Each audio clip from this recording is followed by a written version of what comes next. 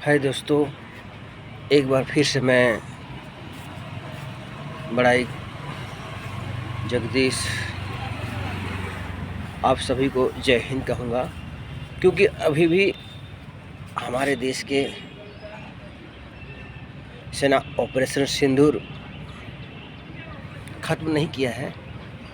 भले he cease fire हो गया है और उस क्या कहें उन हरामजादा विश्वासघाती धोखेबाज पाकिस्तानी आर्मी कल भी कुछ एरिया में ड्रोन हमला किए थे।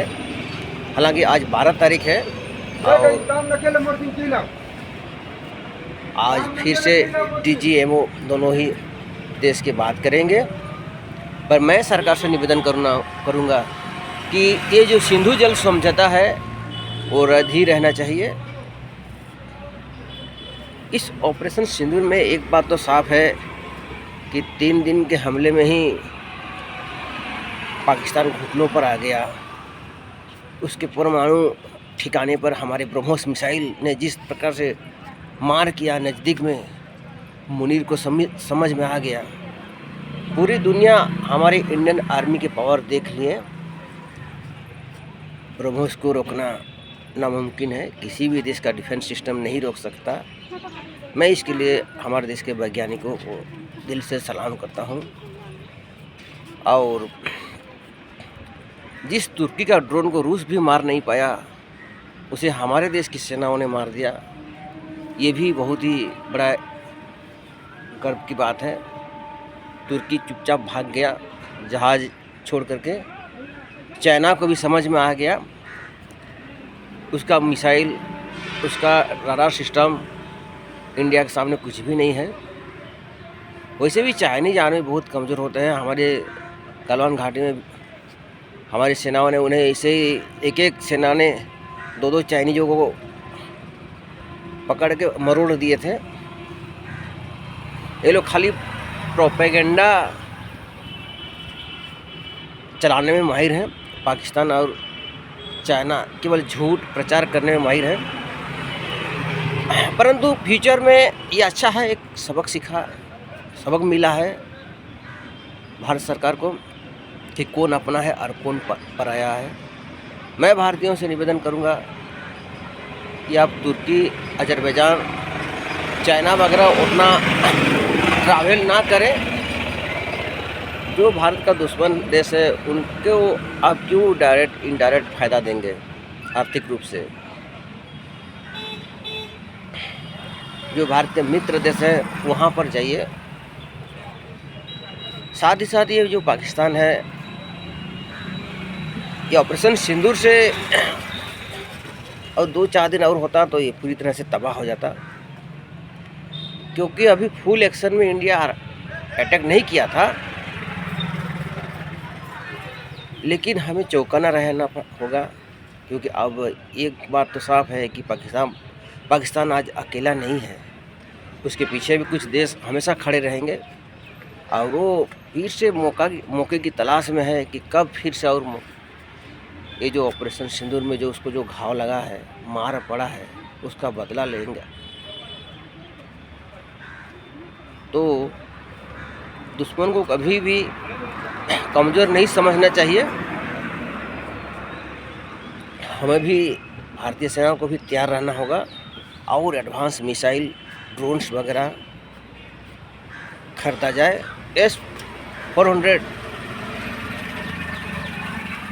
भी बहुत अच्छा काम किया है। मैं चाहता हूं कि S-400 और मंगाया जाए 5 यूनिट, या उसका एडवांस वर्जन जो S-500 है उसको 5 यूनिट मंगाया जाए।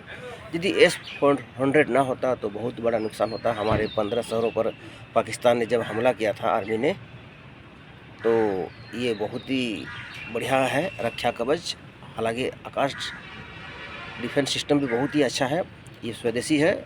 इसको भी एडवांस किया जाए, इसका भी रेंज और बढ़ाया जाए। मिनिमम 500, धीरे धीरे ही सही, पर S-400 का एडवांस वर्जन S-500 ज़रूर खरीदा जाए, वो भी 5 यूनिट। राफेल तो खैर अच्छा ही काम किया, 26 राफेल फिर से इंडियन नेवी मंगा रहे हैं। पर मैं चाहूँगा कि हमें और भी कुछ जेट फाइटर चाहिए। तेजस अच्छा है पर लेट हो रहा है।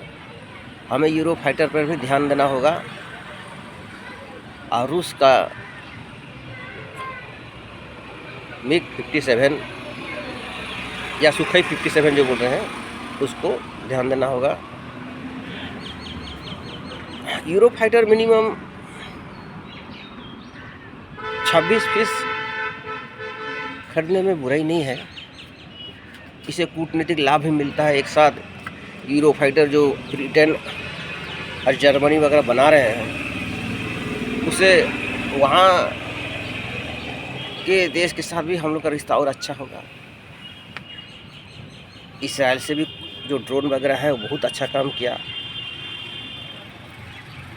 वो ड्रोन वगैरह भी उसका एडवांस और रखा जाए, क्योंकि फ्यूचर में युद्ध और भी बड़े बड़े हथियार का सामना करना पड़ेगा इंडिया को, टेक्नोलॉजी वाला। वो पाकिस्तान चुप नहीं रहेगा, वो भूखा रहेगा, लेकिन साला वो खरीदेगा ही एडवांस वर्जन का।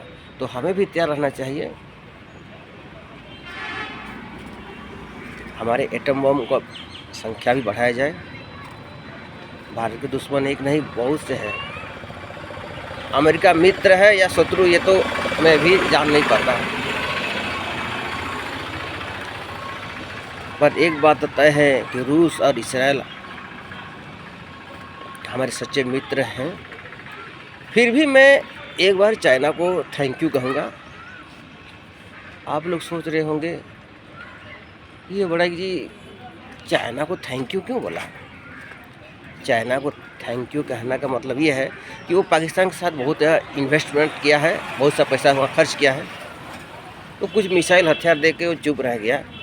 वो कभी भी भारत पाकिस्तान के बड़े जंग में कभी भी पाकिस्तान को खुल करके सपोर्ट नहीं किया है। चाहे वो 65 का जंग हो, 47 का हो, 47 या 48 में जो हुआ था, या 71 का हो, 71-72 का जंग हो, या कारगिल की लड़ाई हो, या एयर स्ट्राइक हो बालाकोट का, या जो भी उरी सर्जिकल जो भी है, या ये ऑपरेशन सिंदूर में भी वो खुल करके पाकिस्तान को सपोर्ट नहीं किया। पाकिस्तान भी रो रहा था कि हमें सिर्फ तुर्की छोड़ के कोई मुल्क हमें साथ नहीं दे रहा है। तुर्की का अपना मजबूरी है।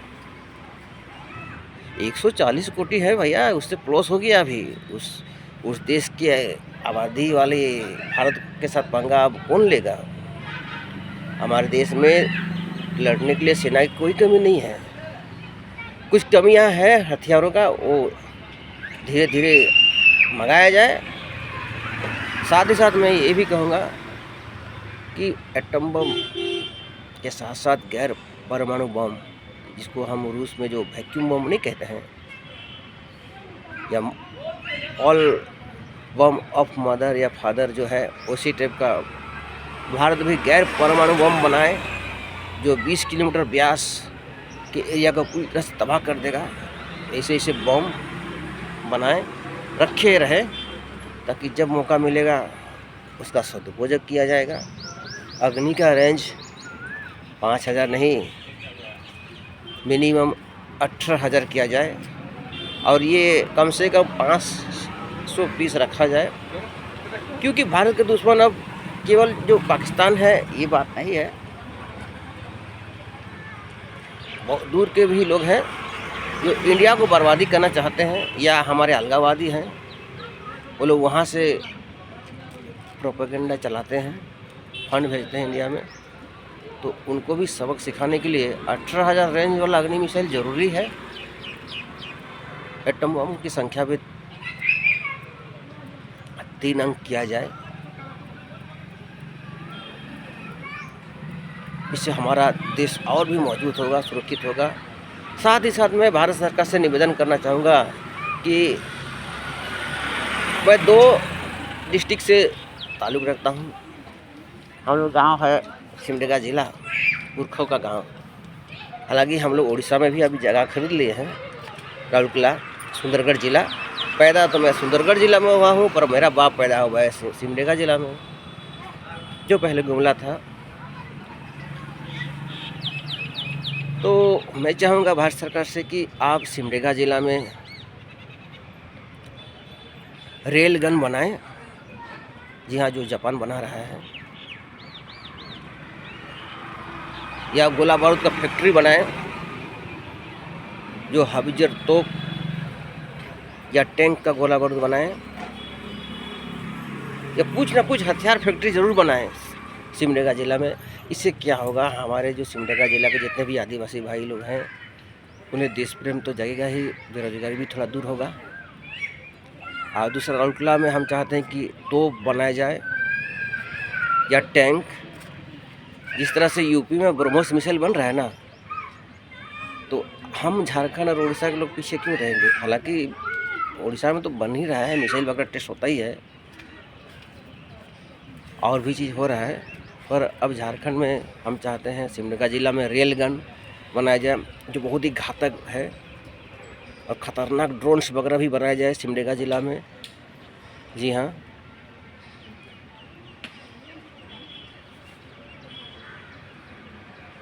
हमें आशा है कि आप लोग मेरे इस बात से सहमत होंगे। वीडियो अच्छा लगेगा तो लाइक और कमेंट कीजिए और शेयर भी कीजिए। और मैं फिर से कहूँगा भारतीय सेनाओं को कि पाकिस्तान के साथ हमेशा सतर्क में रहिए, कभी भी विश्वास नहीं करना है इसे। ये विश्वासघाती देश है, और फ्यूचर के लिए तैयार रहे। और राउरकेला जो सुंदरगढ़ ज़िला में जो बोल रहा हूँ ना, तोप या टैंक बनाने का, उस पर ध्यान दें। और सिमडेगा ज़िला में जो बोल रहा हूँ रेल गन और ड्रोन्स वगैरह बनाने का, उस पर भी ध्यान दें। जय हिंद दोस्तों।